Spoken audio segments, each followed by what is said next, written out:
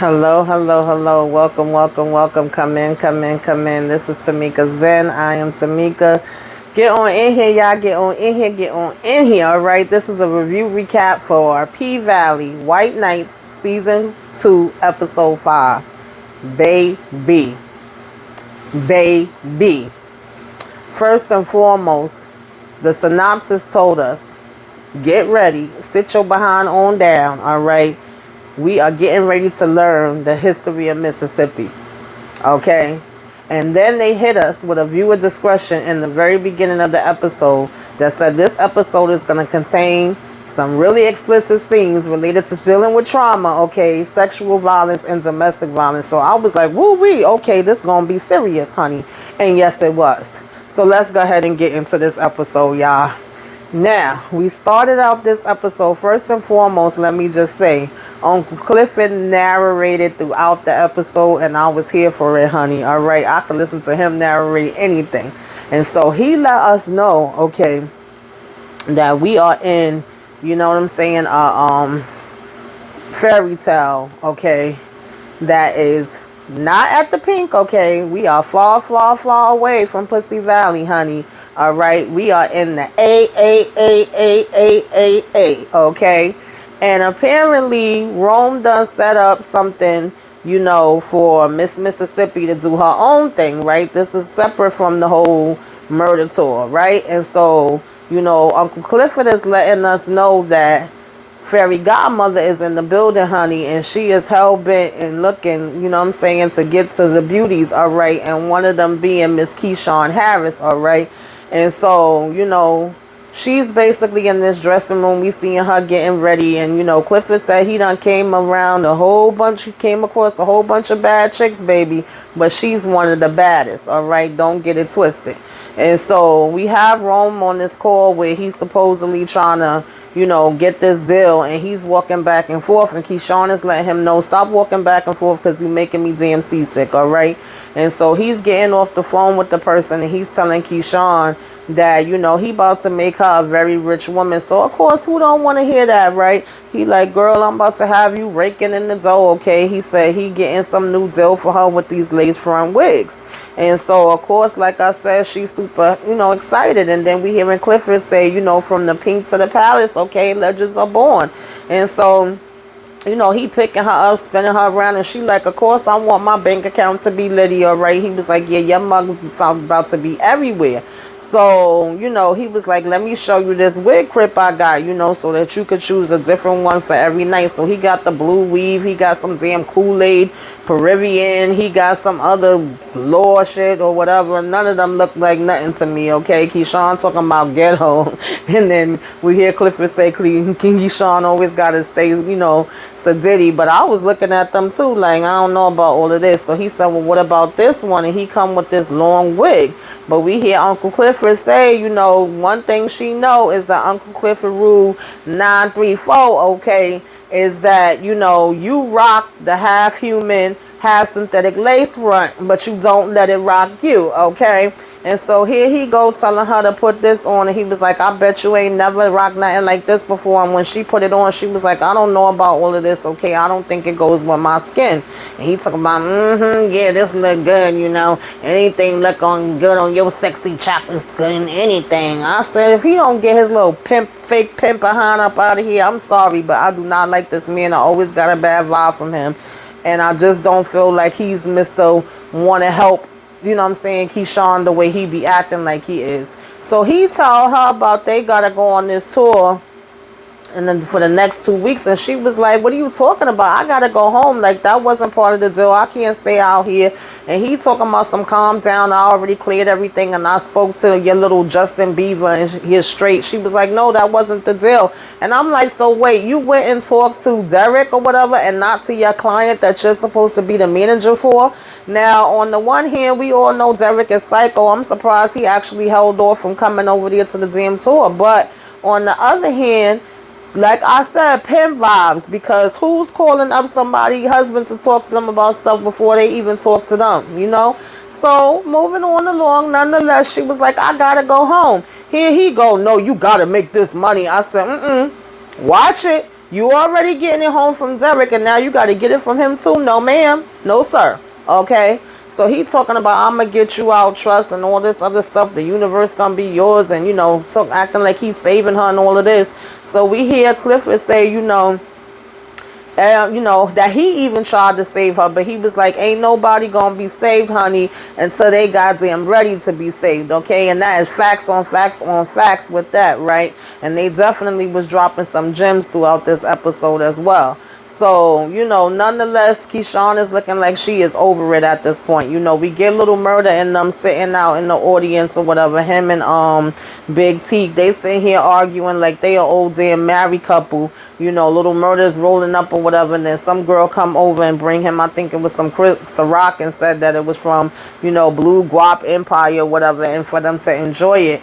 And so then when Rome comes, he brings up the fact that they arguing, and then they both say at the same time, like, no, we not arguing. And he's like, okay, if you say so. So, of course, Little Murder's like, yo, I could have been down with this too. I could have performed. This could have been, where all of us could have came off. And he's like, this is not murder night. This is Mississippi night. So Murder's like, I know whose damn night it is. Okay, you ain't got to tell me that. So then they announce Jocelyn coming out. And here she come on a damn swing. Swinging through onto the stage. So Little T talking about, yo, she flying. That part had me laughing. So she talking about some shout out to the bad bitches, and she's here, and she was like, shout out to Gigi, Jessica, Dom, Miami trip, and she was like, I just want to give y'all flowers, and she was like, somebody else I want to give my some flowers too, because she done did her little dance around the damn pole and threw herself on the floor too, and she was like, you got these young girls on the rise, and a lot of them don't know nothing, but she was like, this girl we about to bring out here tonight, she is actually, one of the baddest out here doing it right now, and she's doing things that we didn't even do. So that's when she introduces Mississippi, and of course Miss Mississippi comes out and does her thing, like she always do. She brings it. Everybody is basically hyping the audience. So we hear Clifford again say, in order to know where she going, we got to know where she came from. And so we go back into time, right? And we seeing her that she was on this cheer squad in school. And this girl is telling her, like, come on, you got to hold your butt cheeks tight, and you got to do this and you got to do that. And Mississippi is trying, okay, Keyshawn is trying, but she's having a hard time. She basically ends up falling. And, we see this guy, and they try to make it look like he's got the sun glistening on him, like if he's coming, like he's this angel, that's picking her up or whatever. And he was asking, like, if she wanted to try it again, and she was like, nah, I think I'm gonna sit this one out. So he ends up helping her up, and who is it other than damn, old Derek Raggedy behind. So we hear Clifford talking about something, he had the ocean blue eyes, and talking about, oh, he fine, isn't he? I don't find nothing about Derek fine. I'm sorry, I don't know if it's because he's an abuser, but nothing about Derek is is anything cute or fine to me, okay? He looked like an average white boy. The only one up there that I do think is cute that's a white boy is Duffy. I think that's his name, Gidget Man, okay? He aight, but Derek is trash, okay? And he don't look like nothing in my eyes. But, beauty is in the eye of the beholder. So nonetheless, moving on from there, the girl checks out and was like, you don't got no dilation, you don't got no concussion. She was like, but you may get a knot, so go ahead and put this ice on it. So she was like, well, who's going to be next? And we see this other girl come up and say me or whatever. So she was like, all right, are you going to do a 4? And the girl's like, nah, I think I'm going to go ahead for a 5. Right, a class 5. So she was like, all right, let's see what you got. So the girl goes and she does it good. And so she was like, oh, telling to Keyshawn, like, well, your sister got it. And she was like, stepsister. All right, so we found out that Keyshawn has a stepsister. All right, and we get the introduction to her. So we have this guy come over, and at first he's like, oh, what's your name? And Keyshawn ain't paying him no mind. She just still with the ice pack. And he was like, oh, you can't tell nobody your name. So then he gonna get mad that she didn't tell him her name, and be like, oh, you sitting in this hot ass sun and you look like a burnt chicken nugget. I said, really? Grow up.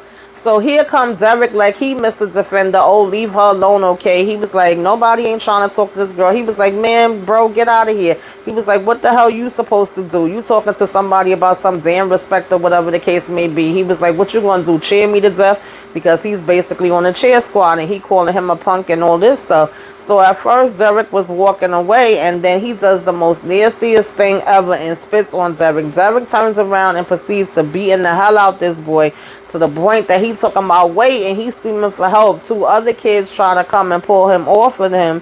You know, Keyshawn sitting here with her mouth open just looking, and so when they pull him off, he beat up the two guys too. I say, really? I said, so now y'all want me to feel like you know, Derek is Mr. Save Them, came through like he Prince Charming, same with somebody? No, he's still trash to me. I don't care. Okay, even though the guy did play himself with that, but no, y'all not gonna make me feel sorry for Derek. Y'all not gonna make me feel like he cute, and you're not gonna make me feel like he's saving shit. So nonetheless, moving on from there, you know, when she checks the board, she didn't make it on the team. They basically was like, sorry sis, you know, you got him coming up to her saying, you know, maybe she would do more better, you know, the next time around or next year, whatever the case may be. You can see that she all smiling and he done caught her attention because he came in. You know, you see the guys get suspended, but ain't shit happened to him, like if he wasn't fighting with them too.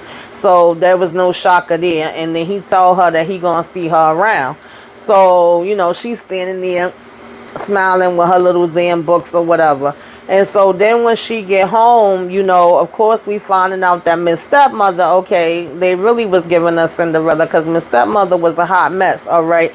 And we found out that apparently her father married this woman, and this is where the stepsister comes in at, and they actually have two stepsisters. She actually has two stepsisters. So the mom is going on and on about how they got to have their crowns, and you know, it's one that's supposed to be playing the flute. She telling the other girl to sit down and get her hair done, okay? You know, Keyshawn is like, I'll do a ponytail. She telling them all about, you know, pageants and that type of stuff or whatever the case may be. And everything is about their beauty, their looks, and all of that kind of stuff, right? So we see where this is going. She's telling Keyshawn she probably could go to school for cosmetology. And Keyshawn is basically like, I don't know about all of that. I don't know how, you know what I'm saying, my dad would need, you know, feel about that. And she's saying that she needs an assistant to keep up with all the appointments that she have, and it's hard raising two girls. So Keyshawn was like, 3. She was like, huh? She was like, you raising 3 girls? She's like, oh yeah, sometimes I forget. Ha, yeah, of course. So of course they try to make a joke out of it, and they like, you know, good things come in 3 or whatever, luck come in 3s. And then one of the other sisters was like, so does death. And so nonetheless, Keyshawn's so busy, you know what I'm saying, listening to what they saying, and got the daggone curling iron on the girl head for like a long minute there. Honey, when she moved that curling iron, Keyshawn done got the damn girl head burned the hell off. The one piece of her hair came off, and it was just one little thing hanging up at the top. I've done that before, y'all. I ain't even gonna lie. So they both, you know, Keyshawn and the other sister was like, oh shit. And at first the mother was like, y'all gonna have to put money in the swear jar. But then when she come and look, she like, oh my goodness, what's happening? Let me see. She was like, what the hell? What did you do? She was like, now you messed up my girl and you took her strength from her, my baby strength. How she supposed to do a pageant now? So, you know, Keyshawn is like, well, maybe I could fix it up and I could put a quick weave. She talking about some, no, you ain't putting no damn weave. She don't need no weave, unlike you. Okay, she was like, this girl is beautiful, and now you done took away the one thing that made her beautiful, whatever the case may be. I said, really?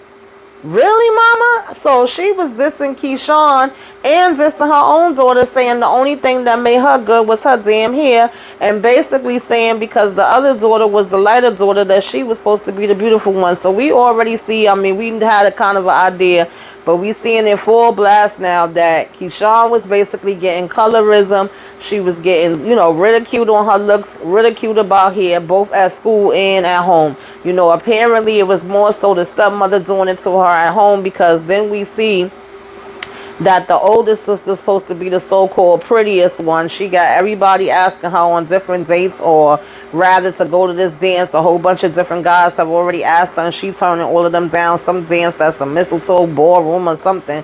And you know, when she come and sit down, we see that her and the other sister keep arguing back and forth, and they basically mention that, you know, the sisters argue amongst themselves, right? They don't necessarily argue with you know, Keyshawn. We also see that Gidget is there, and she's going in about how, you know, she'll go ahead and cut damn Derek behind, or cut his nuts off or whatever, and put it in swamp water if he bother her one more time with coming and asking her about something.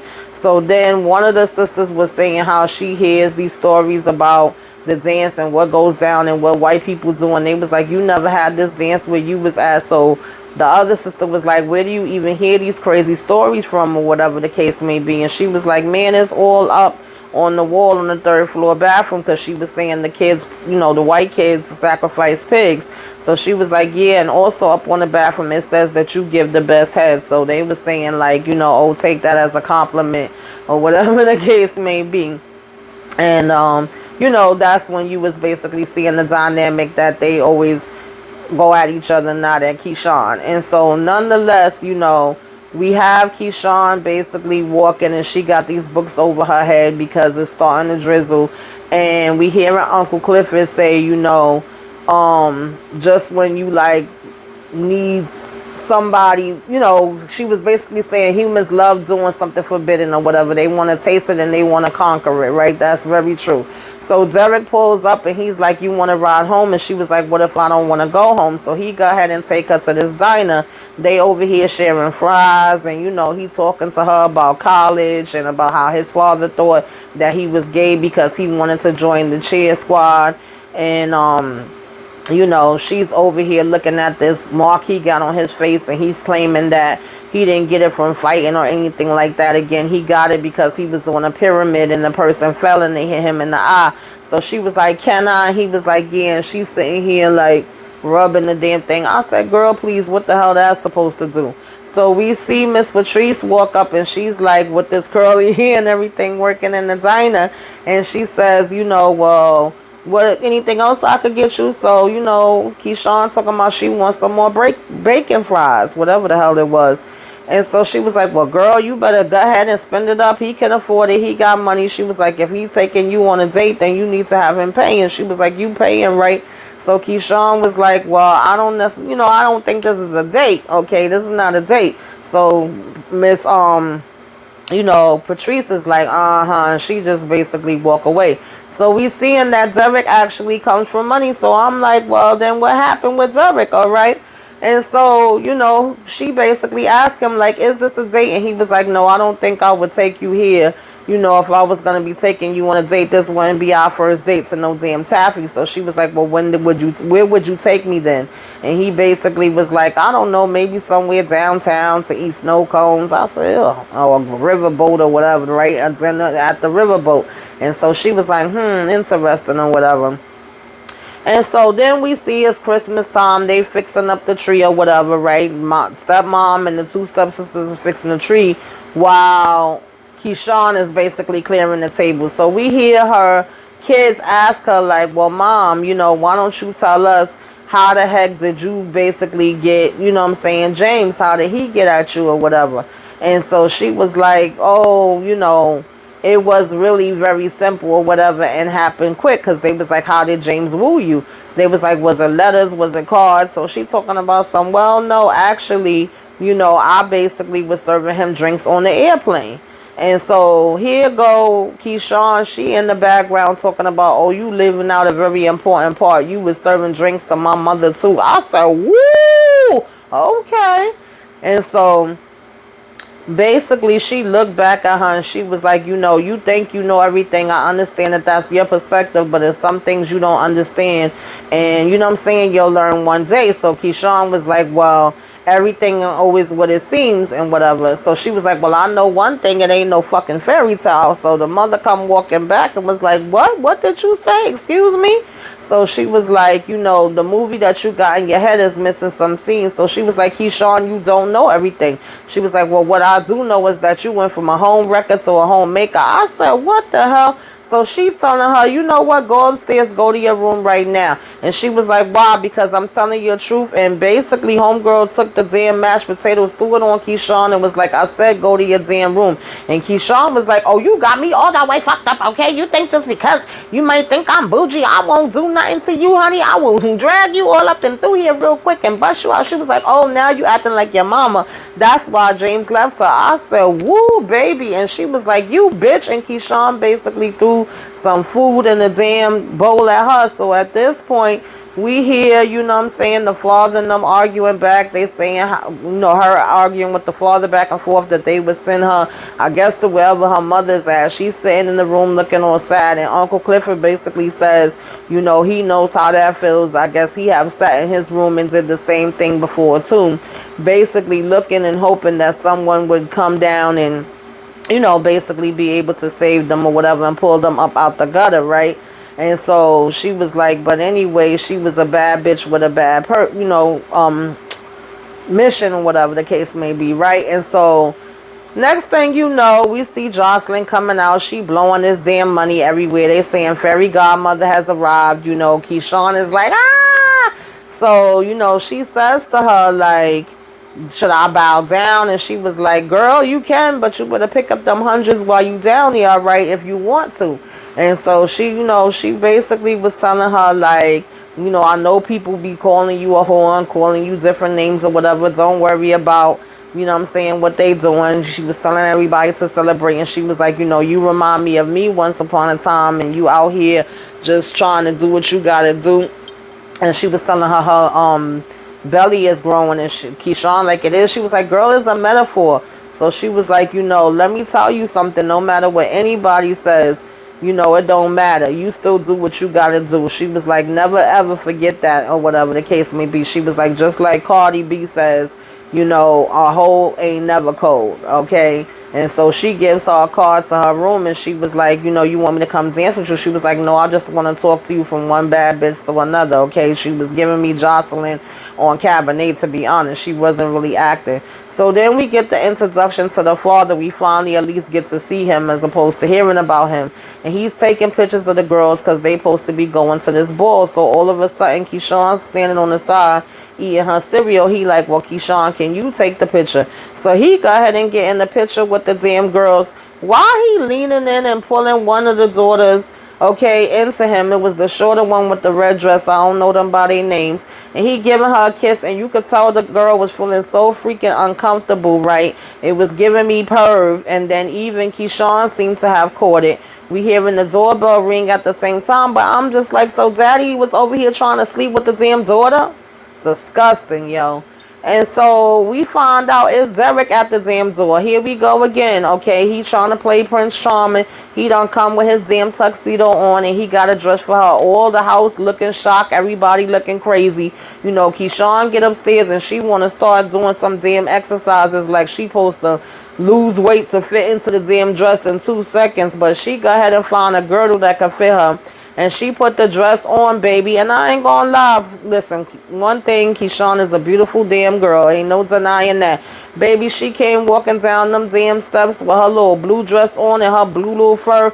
Everybody in there was staring, okay? Because, of course, now they looking at her looking so freaking beautiful and elegant. And they also seeing that she's with Derek. And, of course, you could tell it was some people that was looking envious and some people that just was looking mad, like what the hell they doing together. You know, they had freaking I'm in love with the Coco. And we seeing people twerking and dancing all fast, but it's like Derek and Keyshawn just seem to be in their own little world. They dancing slow, and at one point they under this damn mistletoe and they have a kiss or whatever the case may be. And they show this white lady that come over and she looking at them, you know what I'm saying, real evil as they are dancing. And so after that, they basically was leaving, you know, coming down the stairs, and she was saying how she could do the wobble all night. And she was like, you know, that old woman was fussing because we was dancing. She was about to have a hissy fit. So he was like, yeah, that was the president of the mistletoe committee, and that also was my mom. And she was like, oh my God, I didn't know. I'm so sorry. He was like, no, that's okay. You didn't know. Don't worry about it. He was like, she's actually all bark. Unlike my dad, on the other hand, okay, that will bite the hell out of you. So she was basically realizing that that's where this scar come from. She like, so you didn't get this bruise from practice, did you? Okay, we finding out that Derek basically gets abused by his dad. And that's not too shocking because we know abusers abuse, right? And that hurt people. The cycle usually continues.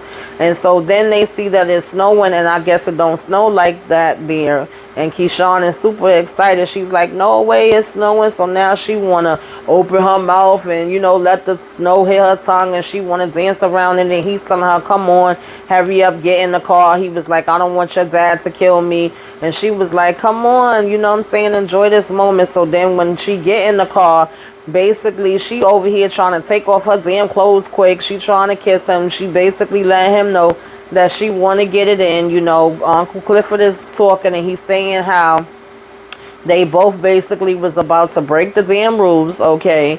And they both didn't care about, you know what I'm saying, whatever was supposed to be. They was going to do what they was going to do or whatever.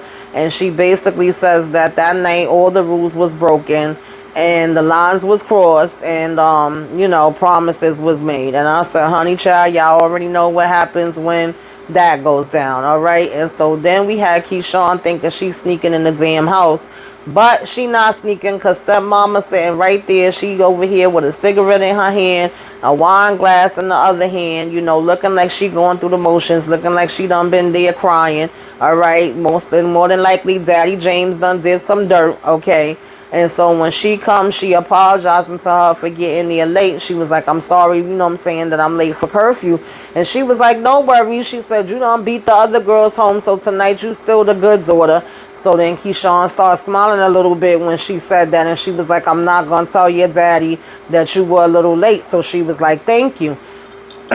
So she basically says to her like, oh, you know what I'm saying, that dress seemed to fit you perfect, okay? That was like, it was custom made to fit you. And so, you know, Keyshawn's like, yeah, right, you know? So she was like, well, one thing I want you to know and keep in mind, you know what I'm saying, because I see that you ain't pick it, okay?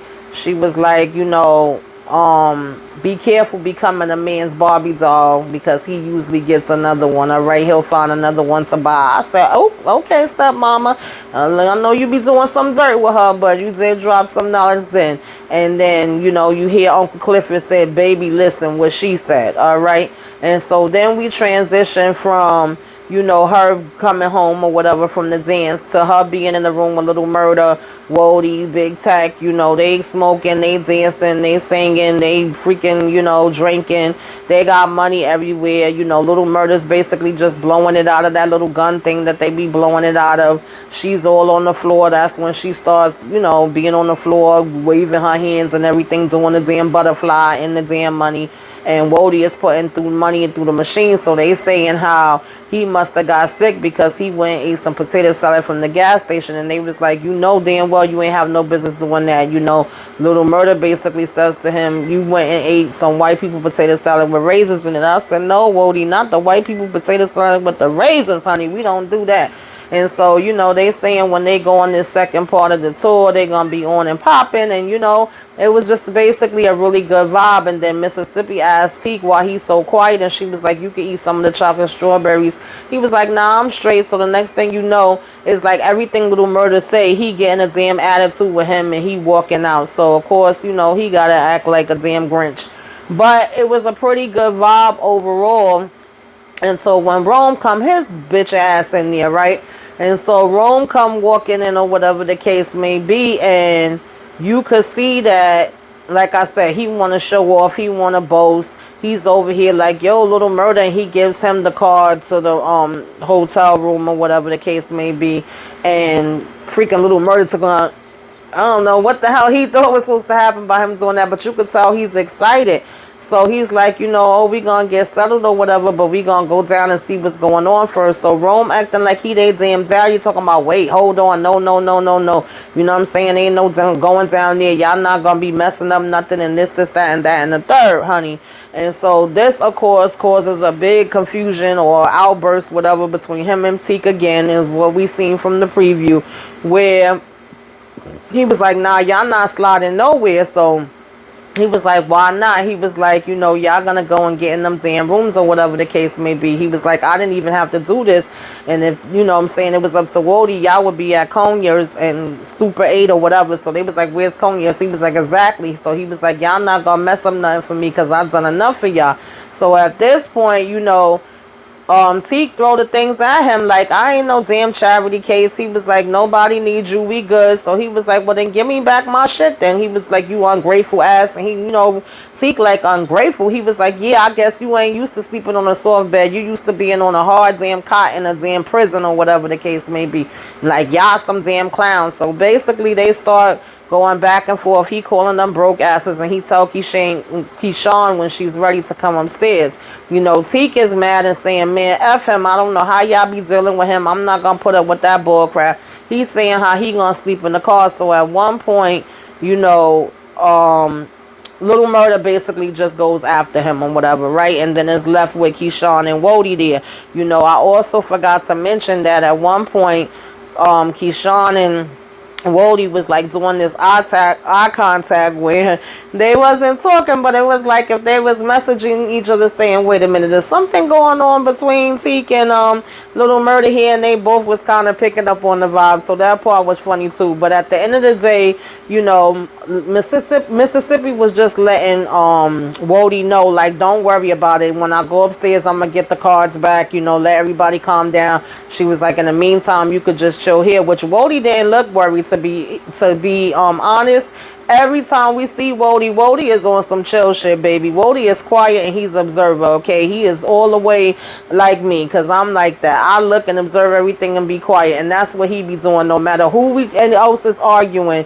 We never see Wody get into it, but if you come to him and you talking to him about something, then he usually just, seem like he's straight up about it, but other than that, he'll be in the cut. And we see last week that he was peeping and listening to Mississippi and Rome, and they never even knew he was standing there. So I like that about him. So nonetheless, she telling him that, and she getting her outfit together that she gonna go ahead and wear up to Jocelyn's, and he's looking at her, and she was like, well, what's the matter? What's going on? Why are you looking at me like that? And he basically was like, I don't like your hair. She was like, what? He was like, yeah, I don't like your hair. He was like, I don't like your hair. And so he was like, I like the hair that grows out of your head. And he gets up and walks away or whatever the case may be. And then we hear Uncle Clifford coming through again with the narration like, what he says. So that part was kind of funny to me. But nonetheless, we go back into time and we're seeing her laying on the couch pregnant. She's saying how she don't like the outfits that he wore for the baby. So he was like, why you always judging shit? He was like, why does it matter as long as the baby got clothes on?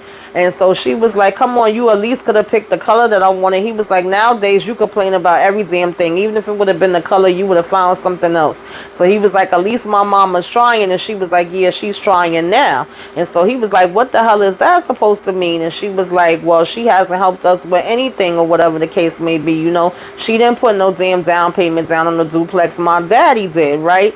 And so he's like, she was like, all I'm saying, and then he would cut her off. He was like, are you kidding me right now? Really? He was like, first of all, I knew I shouldn't have never messed with you ever since I saw you. My mama said you was a gold digger. She was like, oh, wow, now your mom listened to one Kanye West CD and she told about gold digger. I ain't even catch that the first time around when she said it. So he gonna talk about I should have never dipped my dick in the likes of you and all of this shit. Talking about now he's stuck in this situation with a backwards bitch. I said, listen, baby.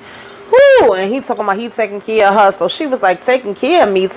She was like, I've been taking care of us. So come to find out, Keisha ain't been taking care of them literally since the beginning of their relationship. Okay, he done got cut off from his parents. He obviously ain't go to no damn college. He obviously ain't working nowhere. She talking about she working at damn Walgreens. I say, y'all started out bad, honey. And so she was like, she's the one that's putting the food on the table and all this different kind of stuff. He come and start choking the mess out of her, y'all. Choking the mess out of her, saying, you should be paying for it because you don't do a damn thing else. And I lost my whole family and you the reason why I got kicked out. So now you got somebody that has resentment, that feels like she trapped him. And we wondering why it was a problem. And they was basically, Uncle Clifford was saying that when it's the first time you don't want to believe it. And he said, she kind of like a piece of her died that day. And then Mississippi was born. And so this is before she starts to get into, being a stripper and all of that kind of stuff, right? And it must have been one of the first times he ever hit her. So then, or, was physical with her, whatever. So then she gets upstairs and Rome is not even dressed. He round here with a freaking robe on. Okay, and she's like, well, why are you undressed? And so he talking about I got some bad news that he was busy on the horn. Rome is so full of freaking crap, y'all.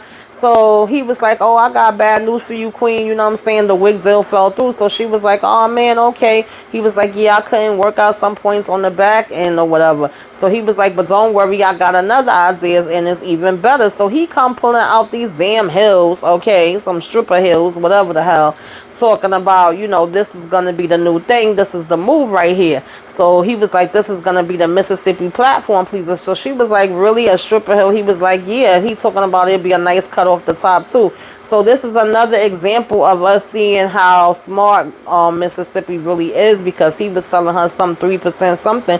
She was like, that's cool and everything, but that ain't really 3%. It's off the small customer rate. He was like, what do you mean? She was like, I wanted the wig deal, okay? I know the clientele for the wig deal. Everybody want a good lace front wig, okay? The customer base is wide. And he was like, well, why don't you come on and just try it on, and if you don't like it, then that's okay or whatever. He was like, it'll be just a dead thing, but just try it. So she puts on the one shoe and she like it feel okay. So he telling her, so go ahead and put on both shoes and look at it in the mirror while he get himself ready or whatever, right? I don't understand why it's taking him so damn long to get ready when he already knew what they were supposed to be doing.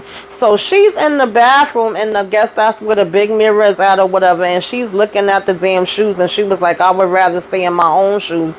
You know, she don't realize it yet, but he's walking his raggedy ass in the bathroom, y'all, with his robe wide open, with his damn dingling hanging out, and got the phone up ready to record with this shining with the camera or whatever. And she turned around and she like, whoa, whoa, whoa, whoa, whoa, what you doing? What's going on here? What's happening?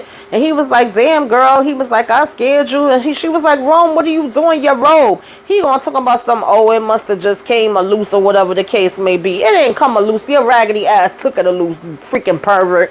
And so, you know, she trying to hold her head down so that he could freaking cover himself up. He talking about something, you don't like what you see. I would have been like, hell no. So she was telling him, we gonna be late. And he was like, you know, niggas never start on time. We got time. He was like, I promised we was going to be there, whatever. So he's coming up and trying to touch her now. She's like, Rome, what are you doing? He was like, not every bitch get a chance to make their dreams come true. And I've been helping you and getting you where you need to be. But look at you. You doing your thing now. And your face is about to be everywhere and all of this shit. I told y'all Rome could not be trusted. He was not here for no damn saving no damn Mississippi. He's here for his freaking self. And he actually have the audacity to tell her, don't be scared that at the end of the day she owe him because he's dishing out all this money. Dude, you are a freaking manager. You make a percentage off of whatever she get. You're getting paid for your damn job. But no, he think he supposed to get paid by sleeping with her too. So he was like, ain't that what you do anyway? And she was like, nah, that's not what I do. He was like, oh, I've been seeing you, you know what I'm saying, out here, you know, doing your thing all this time. And she was like, nah, I'm trying to get free. She was like, when I'm out there, I'm actually in control. I'm the one that's pulling the strings and doing my thing up there on that stage. It's a spectacle. And he was like, man, I seen you doing all of them damn lap dances. That ain't no spectacle. She was like, no, that's a symbolic gesture, okay? She was like, I give the customers a chance to have an upper hand, to feel like they really in control, but it's me. I'm the one that's in control. They ain't getting none at the end of the day. And I make them thank me and I make them come. That's what that's about. Like, don't get it twisted. And she was like, it's not nasty, it's charity, okay? And he was like, and yet this is a course. He was like, all the shit I done for you, he was like, I done did a lot. I've been putting money in your pocket. She putting money in her own pocket. She the one that's spending up there on that damn pole. He's talking about, I'm feeding your kids, I'm spending for these hotels. He was like, all this shit is pending, all these deals, everything is pending. Okay, that's your job though. So she was like, I don't do this. And she basically walks away from him. Girl, he come freaking talking about some hey, running up after her and gonna say, everybody doing little movies and shit. Everybody gonna know about your little boy murder. So she was like, what are you talking about? He was like, when we was back in Memphis, I was watching him. I seen how he was tonguing you down and all of that, but he didn't look like he was enjoying that shit. And remember, we always would see him peeking too, looking out the door. He was like, for all I know, he big booty nigga, big body, booty buddies with big teeth. Baby, she told him, you ain't got no proof. He put up the phone and he was like, what's this? And he was like, looks like they could be an Emmy for the part he playing. So some kind of way he done got to record Damn Little Murder. We don't know exactly when he did it. And he was like, he ain't no gangster. He called him the F word. I'm not gonna say that. He was like, he gay. And he said, you ain't no princess, bitch. You a hoe. Rips off her freaking shirt, y'all, and says, and you are mine. Come here, bitch. Stop moving. And was trying to rape her. Talking about, stop playing with me. You stupid bitch. He was trying to rape her, y'all. And she fought and she beat his, well, she ain't beat his ass, but she did kick him and she was able to get away from him and she went running down the freaking hall, y'all. So then she goes running, and she's knocking at the door, whatever. At the same time, we see a transition to her knocking on her damn daddy door, and the stepmother telling her, because she was like, I made a mistake. She gonna talk about, no, you ain't make a mistake. You made a choice, and I told you that, you know what I'm saying, when you in a relationship, you gotta work it out, and you gotta deal with it. And she was like, go home. Left her where she's standing with a freaking nightgown, big and pregnant, in the rain. At the same time, as they close the door, and she's still banging on the door there, they transition back and Wody let her in, and she basically, you know what I'm saying, he brings her in, dries her up, whatever, gives her a robe and sit her down and saying what happened. She's basically like, you know what I'm saying, Rome tried to have sex with me. No, girl, he ain't trying to have sex with you. He was trying to rape you. Let's be very clear about that. That's what he was trying to do. And Wody is like, wait, but what? Say what? Come again. What you say? So she was like, all this time he just wanted to sleep with me. I'm so stupid, or whatever the case may be. That's all he wanted. And so Wody was telling her like, no, you're not stupid. You may be naive a little bit, or whatever the case may be, but you nowhere near stupid, and you just very ambitious even. So she tells him she want to go home, and he was like, nah, but what about the tour? She was like, nah, I don't care nothing about no tour. I want to go home, and I want to go home now, right? And so he was like, all right. So we see that, you know, she does come home and Derek is in the kitchen with the damn kids, right?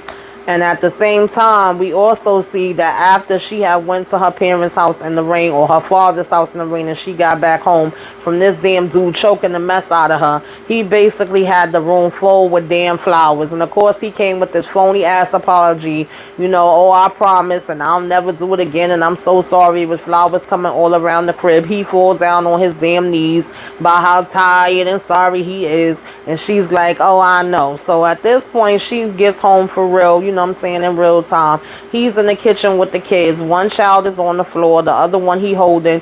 He telling her it's good to see her, whatever. He's like, but what are you doing back so early? And she was saying that some of, you know, the dates got changed or whatever the case may be. And so every time she trying to say hi to the baby and, you know, give him a hug and stuff like that, he keeps crying and he keeps pulling the blanket over his head. So I'm like, I know Derek ain't abusing these damn kids too. Child, she take him to the damn doctor, come to find out his freaking elbow is dislocated, and then they gonna talk about some, oh, that's normal, that happens with kids. But then they see that he have other marks on his freaking back, y'all, where this man done been beating the damn little freaking 3-year-old baby, y'all. Alright, because at first the doctor was like, it's nothing to worry about, but then the other nurse or doctor that was in the room with them, when his shirt raised up a little bit, seen that he had bruises back there too. So now they both looking at Keyshawn like she crazy. So now when she come in, she go put the baby down or whatever the case may be, and he so-called talking about he was about to get ready to get up out of here because, you know, he got to get his stuff together for this interview that he have or whatever. And, you know, she's like, yo, he's 3 freaking years old. You putting your hands on him. He trying to say no. She was like, you know, it's funny because you haven't asked me what the doctor said. Because he already knew. That's why the hell he wasn't asking. But he going to talk about what did the doctor say. She was like, yo, he got a freaking dislocated damn elbow. You know, oh, I didn't do anything. I don't understand how that happened. You know, first he's denying it. So she was like, you know, let me tell you something. You can put your hands on me if you want to, but you better not ever put your damn hands on my kids, okay? Do whatever you want to do to me. Oh, well, he's insane. He be whining and all this stuff. She was like, okay, so you pick him up. Talking about he had temper tantrums. She was like, he's a damn baby. Babies cry. He was like, yeah, sometimes, but he was doing it too much. So she was like, you comfort him or whatever. He's talking about, look, you was gone for 2 weeks. You wasn't around or whatever, 2 whole weeks, okay? So, yes, they got some spankings or whatever, but I got them when I was their age too. And she was like, yeah, and what did that get you? And she says, you know, just because your daddy beat your ass, that don't mean you beat on these kids' ass. And she just keep continuously saying that he's only 3 years old, and he's like, it doesn't matter, you supposed to do it from when they're young, and you know what I'm saying, get them to learn from when they're young and all this other stuff. And at one point she was trying to tell him that he was better than his father and he shouldn't be that way. And she was like, you know, these scars stay with you. So he was like, just stop already so I can get ready for my interview. She was like, why? You not gonna get it? But it's all good. She was like, I'm basically been sitting here taking care of 3 kids. I'm taking care of Jane, and I'm taking care of Regal, and I'm taking care of Derek. He punched the mess out of her, y'all. He punched her like she was a freaking dude in the damn street, y'all. That is how he freaking punched her, okay? And then he started calling her all kind of bees. He basically started beating the dog mess out of her, okay? From the back of the house where they was at to the front of the house by the damn kitchen. And basically was telling her, like, you know what I'm saying? I told you to shut up. I told you to leave me alone. He picks up an iron, honey, doing good times from me, doing penny from damn good times. And I also had a friend that experienced this in real life. So like I said, some of these parts was very triggering, honey. And Keyshawn was telling him over and over and over, like, please don't burn my face, don't burn my face, don't burn my face, please. Anywhere but my face. Anywhere but my face. So, you know, basically he ended up putting it down and got ahead about his business or whatever the case may be, right? We know he'll be back crying sometime later. So, you know, we have Wody come, and we hearing Uncle Cliff say how, you know, nights don't exist and the devil could be an angel when they want to be. So Wody goes and he's walking in, and Mr. Rome is having some type of sex orgy party going on, y'all. Okay, everybody out assed out and getting it in this damn room. So he go and he tell him he want to talk to him for a minute, and Rome is basically like, sure, and he tells the people that, you know what I'm saying, could they step out for a minute, they need to have a boss talk. So he go ahead and sit down, and I'm like, wait a minute, because I'm seeing, you know what I'm saying, Rody done brung him some stuff. So he was like, oh, you know, Rome like premium shit, so, you know, this gets my attention. I sit up a little bit. I said, wait a minute, I never remember Wody bringing him anything before. Have I missed something? What you got there, Wody? So he must have felt something too, because he says, well, why don't you check it? You know what I'm saying? Why don't you take some first? So Wody go ahead and take a little bit from the edge. So he sit back, and Rome is like, okay, yeah, let me get into this. You know what I'm saying? This must be some good stuff. So he take his hit. So they sitting there talking, and Wody is basically like, you know, so what's going to happen now that this tour not going on? You know what I'm saying? What's going to happen with Keyshawn and all of that stuff for the last leg of the tour? He talking about, man, these bitches coming down a dozen. You know, I'll replace her. It's not hard to find somebody else. You know, when he asking him what happened, I don't know what happened. That's on her. She just decided to leave. That's her own damn prerogative. You know, she better be glad that I gave her black ass the chance in the first place and all of this stuff. And he's saying how he could possibly have this other rapper that could join in, even though that they don't know him like that, and he haven't did much as some new artist or whatever the case may be, and he could have him go on tour with you know what I'm saying, Little Murder or whatever. And then he was like, you know, I don't know how that would work or whatever, but I'll figure something out and make it happen. You know how I do. So he was like, you know, you not like me or whatever the case may be. You know what I'm saying? I diversify my income and all of this shit. But then he starting to cough a little bit. You know, he talking about how he got the street dreams. But he was like, oh, I'm feeling a little lightheaded or whatever. So Wody was like, you know, you ever seen somebody die before? And so Rome is like, yeah, you know, I already seen somebody die before. Why would you ask me that? So then he's basically like, you know, maybe you'll have an open casket. It'll be easy for you. And then, you know, Rome is like, what? He was like, it's not like it got to be closed. Like, you know what I'm saying, shot yourself in the face or anything like that. So he was like, what the hell are you talking about? You know, he getting confused. And in the meantime, he just choking. And so, you know, Wody just was sitting back like, Death can be, you know what I'm saying, so obvious. It could be a little sneaky bitch when it want to be, though. You know what I'm saying? And he was like, Rome talking about some, hold on, Wody. And so Wody basically was like, oh, you ain't feeling too good, are you? He was like, well, don't worry about it. You know what I'm saying? I'll keep the rest of the conversation going from this point on. He was like, so what's up with that movie you got? So, you know, Rome talking about movie. He was like, I ain't got no movie. What are you talking about movie, man? He was like, oh, yeah, you got a movie. He was like, that ain't what I heard. You got the movie, okay? He said, because Keyshawn told me everything. And I mean everything, okay? And so he was basically like, you know, and now Rome took him trying to get his words out. I can't breathe, man. I can't breathe. He said, you lucky. You know, Wody told him, you lucky. Most folks don't get this, okay? He was like, they don't get somebody to sit there and lead them through to the other side. You know? And so Rome is like, and so he was like, you know, a lot of times people just OD and they be by themselves or whatever. So then he picks up the bottle of pills, baby, and we see that Wody done slipped him some fentanyl, baby. He done slipped him some fentanyl, and he's sending him on to death. He's sending him on to his maker, honey. And I said, come through, Wody, come through, Wody, come through, Wody. That's what I'm talking about. And he winked at him and was like, night, night, nigga. I said, yes, can you do Derek too, Wody? Can you do Derek too, Wody? I'm here for it. I love it. I'm sorry. I know I'm not supposed to be happy that somebody is basically killing somebody. These is fictional characters, honey. But yes, he was giving me what I needed to be gave because I was tired of damn Rome, okay? And I'm all right if he go ahead and do Derek too because I'm tired of the bull crap. And so basically people started being like, call the ambulance. He OD'd in here and Wody go ahead and walk up. I said, see, you got to be mindful of those quiet observers, honey. Don't sleep on them, baby. Don't sleep on them. And so